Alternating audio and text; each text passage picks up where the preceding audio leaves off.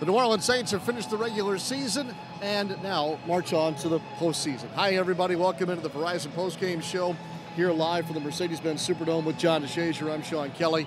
Not the final we were hoping for, John. 33-14, Carolina wins it here this afternoon, but the Saints have completed the regular season, got some work in for some guys that don't normally get to play, and now get set for a restful week before the divisional round of the NFC playoffs. Well, they would have loved to have gotten the win, obviously. That would have been a franchise record, 14 regular season wins.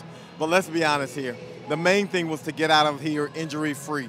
And outside of Andrew Pete's hand injury, which took him out of the game, I think the Saints escaped relatively injury-free.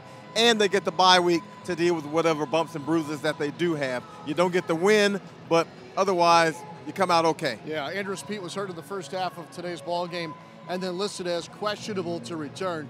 We had a couple of other players get dinged up in the first half, but all came back on the field, including Cam Jordan, Alex Okafor, and Sheldon Rankins, too. Coming up on the Verizon postgame show, we'll hear from Saints head coach Sean Payton just outside of the Saints locker room. We expect also to hear from Saints quarterback Teddy Bridgewater, and we'll go over a number of the numbers today as well for the New Orleans Saints. So at any time, we'll get Coach Payton at the podium, and we'll take you right there. In the meantime, John, there were a couple of standout players today for the New Orleans Saints, and some of it may have come in the second half. Dwayne Washington was called upon to do a lot of work at running back today. He was ready for the challenge when we talked to him in the locker room this past week. Looks like he answered the call. Yeah, he's had some modest goals, 100 yards, 2 touchdowns, nothing major. But he does come up with 100 yards, 11 carries, 108 yards. Did not get the 2 touchdowns, but certainly he got an opportunity to showcase himself and to show what he's capable of doing, because I think a lot of Saints fans have no idea what kind of player Dwayne Washington is or can be. And certainly you don't get that sense when he's out there playing special teams. But he got a chance to run the offense today, get some carries, and showed up well. Yeah, the other big highlight today was, of course, the record-setting performance that culminated in today's play for Mike Thomas, who is now the single-season receiving yardage record holder, passing none other than Joe Horn. Yeah, 1,405 yards, the single-season record. Now, Michael Thomas played into the fourth quarter to get that record, but certainly deserving of it. He only needed a few yards, and he was able to get them. Yep. All right, Sean Payton at the podium already. Let's listen into the head coach. Just watch, look at the film. It's not, we can spin it any way we want to. We didn't play well. So we can put our own little stamp on this and say, well, listen, it starts with me, and we'll get the corrections made. But we didn't play well. Credit Carolina. They came ready to play. He played a lot. He's been playing a lot this season. You know, we'll look at the tape, and he had some pressures in the second half, but a little too late. What did you make of Teddy's start? Listen, I thought, well, the plan was to play him most of the game, and I thought he did a good job. I thought the one interception was a play he'd like to have back, but he did a good job.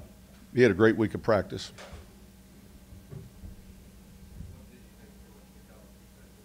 It wasn't good. Wasn't good. We didn't get any pressure on the quarterback. We didn't tackle well. Holding the receivers. Pick something, you know. You can run fits weren't good. So disappointed. Is it difficult to generate emotion for a game like this? Hey, it starts with, that's our job, though. That's the business we're in. That's the business we're in, right? You can't just turn it on and off and decide when you want to on your terms. It's not like that. This game never has been and never will be. And so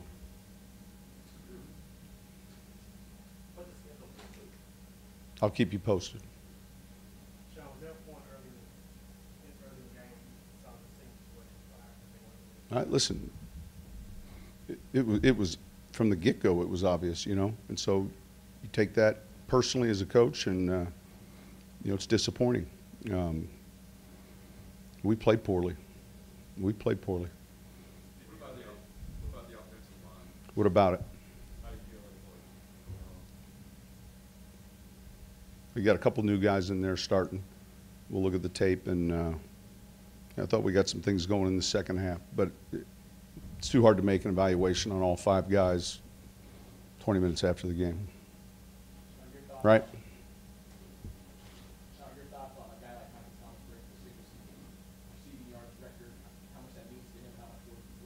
Look, he's got so many other more significant, things that are going to happen in his career, and yet he's a fantastic player for us.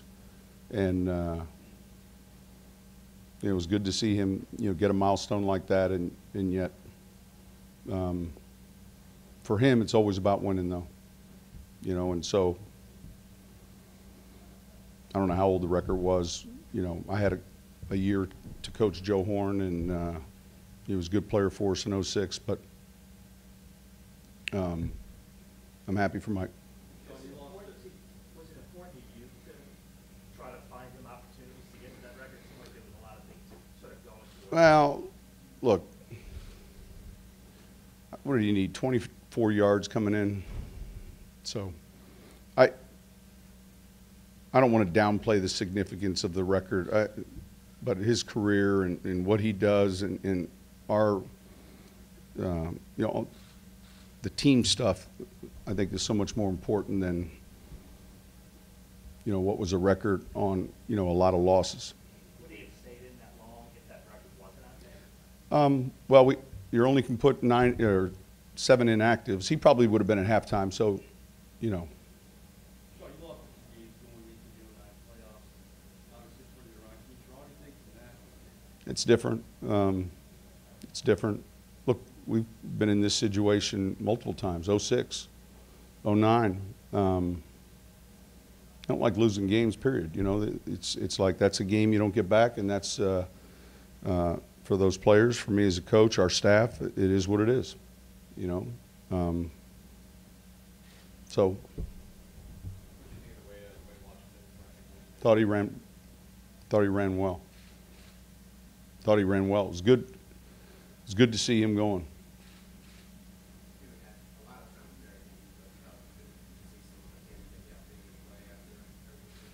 Yeah, obviously a lot of adversity, and in a pinch, we had two new guys playing. How do you assess the overall health of this team in the postseason? I wouldn't begin to start with we don't ever discuss injuries, so I think it's good. Even though there's underperformance you want to do, is it a good teachable moment, or is it something like that? Listen, Ed, it is what it is. We didn't play well, and you're upset about it. So you don't come in here and say it's going to be a great learning. There's nothing about it that's good. It's disappointing, and I told the players the same thing. You can try to spin this how you want. You could try to however you want, all right, but that'll hurt you in the end. So there's some things we gotta coaches and players, all of us. Any more? All right, thanks.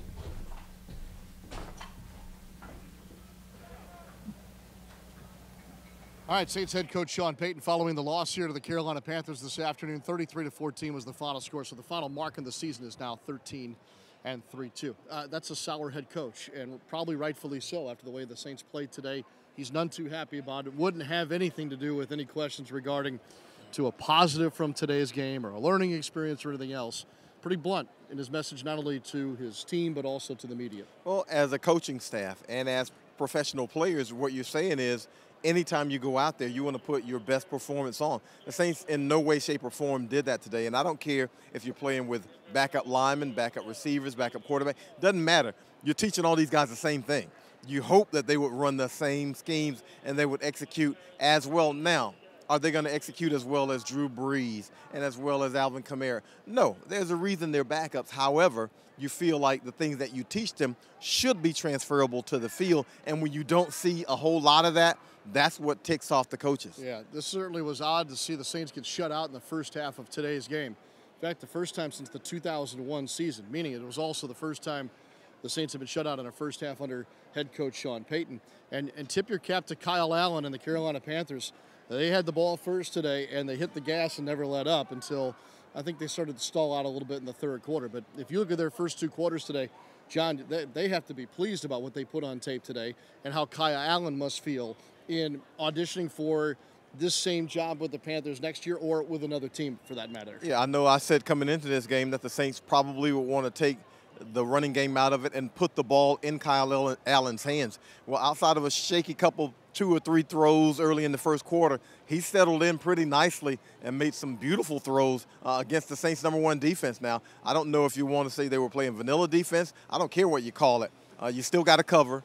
You still got to rush the passer. You still got to tackle. And he got it done against the Saints ones. We saw a little bit of Christian McCaffrey today. He also played just enough to set himself into some elite company, joining Alvin Kamara, Herschel Walker, right? As far as getting 1,500 yards rushing and 1,500 yards receiving in his first 2 NFL seasons. He's special. And John, in the first opening, or in that first scoring drive of the day, out of what, the 75 yards on the drive, correct? He had 40 yards from scrimmage. So a little taste of him. No Panthers, though, in the postseason. His year is now done as well.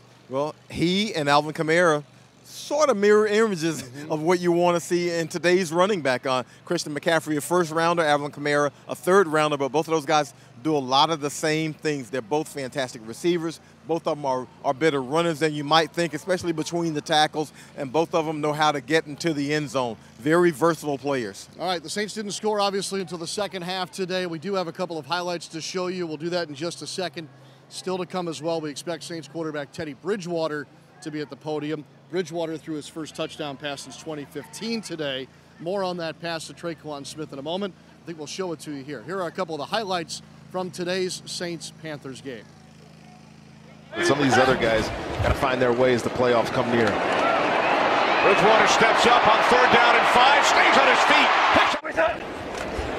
Sends it down at 8. Bridgewater stays on his feet, rolling to his right, and then he throws out to the 2 set of downs for New Orleans. This is Washington.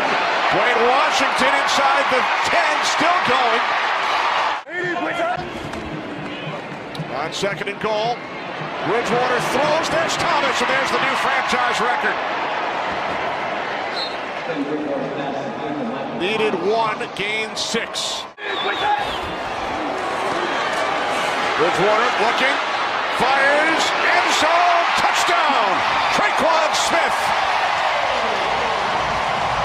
13 different Saints have touchdown receptions this season as Hill keeps this one, and he will run it in. Thought maybe he would look for Bridgewater. But the circumstances, wish we could have done some things better. And you walk away from every game feeling like you could have done some things better. But I was proud of the guys who were out there today. You know, Dwayne, was able to run the ball very well today. The guys up front, with some missing pieces, we were able to, shuffle in and get other guys going. And I think we did a good job today. What was the moment like when you ran on the field and introduced you for the first time to the crowd? It was a pretty cool moment, just running back out there. I know it's been a long time, but I'm grateful for that moment, grateful for that opportunity, and it's probably something I'll remember for the rest of my career. Any nerves? No nerves. I think I played this game. I prepared myself mentally all week for that moment. So when it finally presented itself, I was calm and just ready to go. It's tough to share with you how you've embraced your role in this team and what's it been like since you got here up until now and kind of what you've been going through? And ever since I arrived here, right after training camp, right after preseason, it's been a great environment. I've been able to come in and just, serve as a servant to this team, to the defense, whether it's throughout the week, giving them good looks, or just studying Drew and trying to push him as the backup. So it's been a role that I've embraced, but I'm grateful for this opportunity. Did you come into the day with any sort of goals, ambitions, or anything like that? Honestly, I just wanted to get back into the rhythm of playing football. That was my biggest goal today. Having good energy, good tempo in and out of the huddle. I think we did a good job of that today, and that was my biggest goal coming into today. Just getting back into the rhythm, calling plays, looking those guys in the eyes and instilling that confidence into those guys, and it was a fun feeling. Do you feel any different than 3 years ago, last time you were out there? It definitely feels a little different than it did 3 years ago, but the game is still the same. But it was just a one-of-a-kind experience. What was the walk to the stadium like this one? Was it a No, it was a calm walk. I mean, it was a little foggy outside today, but no, it was a calm walk. Listened to some Biggie Smalls, Juicy on the way here, but it was a calm walk. You know, I walk home after the game today, and you know, hopefully it's another calm walk. How satisfying was it? Throw the touchdown passes, deal with the U.S. games. Yeah, it's very satisfying. You know, you get a thrill from moments like those, and you watch throughout the week the guys prepare, and we prepare for situational football, and we got an opportunity in the red zone today, and Traquan did a great job of just coming through, making a big catch for us. What is Drew like in a game like this where he's just it's all you? You know, he's a guy who you can lean on when he's not out there.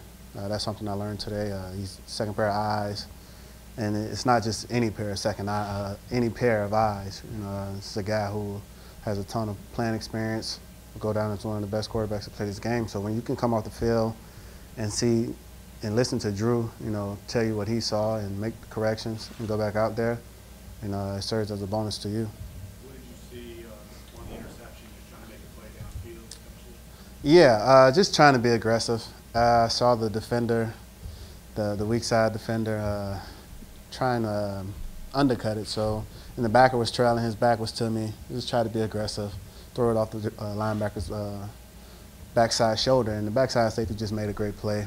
It happens, it's part of the game, but you know, hopefully, you know, down the road I don't make that same mistake. Were you aware of Michael Thomas's record?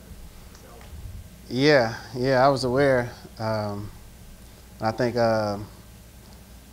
some of the decisions early in the game for me, you know, were made with, you know, the thought of Mike T trying to get that record. So instead of just letting it happen, you know, and eventually as we started playing and just got into the flow of the game, instead of trying to force it, you know, he was able to break that record. I'm proud of him. You know, he's a guy who's worked extremely hard.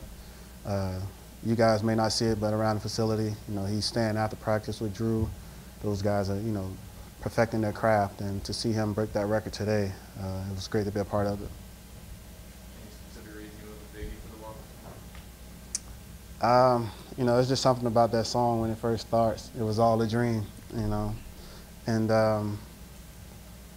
it's just, it lifted my spirit, and it took me back to, you know, the way I grew up and things like that, and I just, you know, was able to relive, you know, everything that I've been going through. And like I said, it was all a dream. And I said this a year ago that, you know, usually when you have a dream, you go to sleep, you wake up, and you forget where that dream, you know, ended, and then it's not often you get to wake up and remember and live that dream twice. And I'm blessed to be, you know, in this position that I'm in, to continue my dream and pick it up right where it left off. Teddy, coming in back in training camp, even in other locker rooms, did you get a sense of feeling that there was something special in this locker room compared to the other locker rooms? Yeah, definitely. From the moment I arrived here, the energy was just different, because this is a team that knows what it feels like to be so close and to watch it, you know, go down the drain. And I think this year, the guys, you know, were aware of what happened last year, and they knew that, hey, you know, we were right there. It was right there in the palm of our hands, and we let it slip away. So, you know, the guys have just been playing with so much more confidence, so much swagger. You come in the locker room after the games, and you got Fast Freddy with the music on. You know, it's just this entire environment is one of a kind, and there's a reason that, you know, we've had success this year, and this team has had success in the past. Thank you.